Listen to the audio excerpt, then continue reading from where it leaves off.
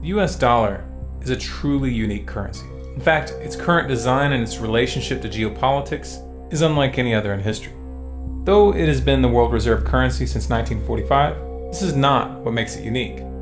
Many currencies have held their reserve status off and on over the centuries.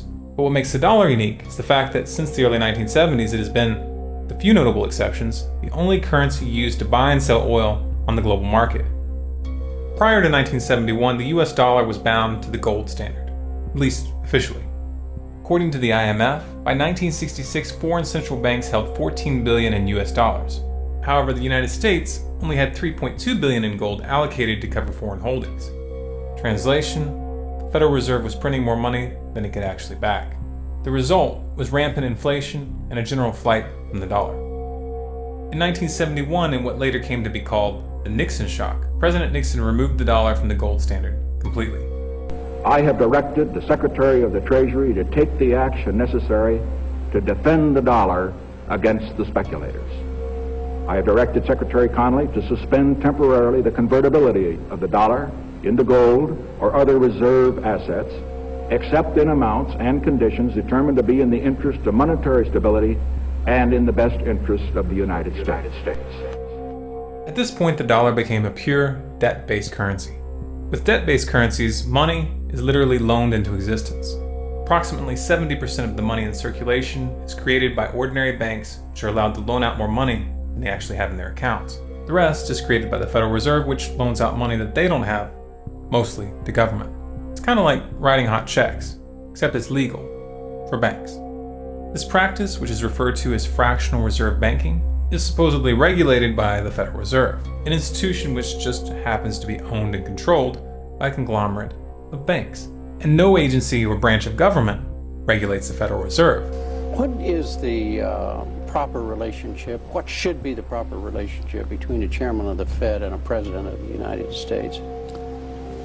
Well, first of all, the Federal Reserve is an independent agency, and that means basically that there is no other agency of government which can overrule actions that we take.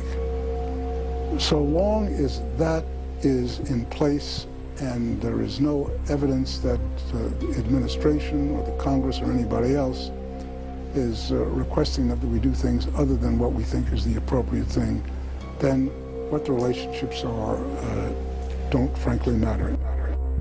Now, to make things even more interesting, these fractional reserve loans have interest attached, but the money to pay that interest doesn't exist in the system.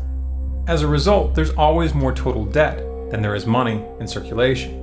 And in order to stay afloat, the economy must grow perpetually.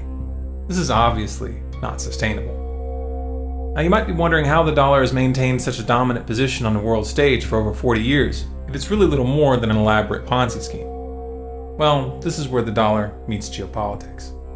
In 1973, under the shadow of the artificial OPEC crisis, the Nixon administration began secret negotiations with the government of Saudi Arabia to establish what later came to be referred to as the petrodollar recycling system.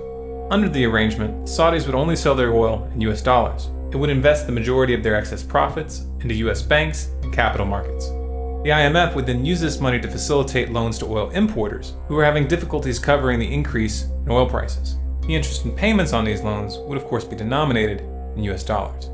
This agreement was formalized in the US-Saudi Arabian Joint Commission on Economic Cooperation, put together by Nixon's Secretary of State, Henry Kissinger, in 1974. The system was expanded to include the rest of OPEC by 1975. Though presented as a buffer to the recessionary effects of rising oil prices, this arrangement had a hidden side effect. It removed the traditional restraints on US monetary policy. The Federal Reserve was now free to increase the money supply at will. The ever-increasing demand for oil would prevent a flight from the dollar, while distributing the inflationary consequences across the entire planet. The dollar went from being a gold-backed currency to an oil-backed currency. It also became America's primary export. Did you ever wonder how the US economy has been able to stay afloat while running multi-billion-dollar trade deficits for decades? Did you ever wonder how it is that the US holds such a disproportionate amount of the world's wealth when 70% of the US economy is consumer-based? In the modern era, fossil fuels make the world go round. They have become integrated into every aspect of civilization. Agriculture, transportation, plastics, heating, defense, medicine, and demand just keeps growing. As long as the world needs oil, and as long as oil is only sold in US dollars, there will be a demand for US dollars. And that demand is what gives the dollar its value.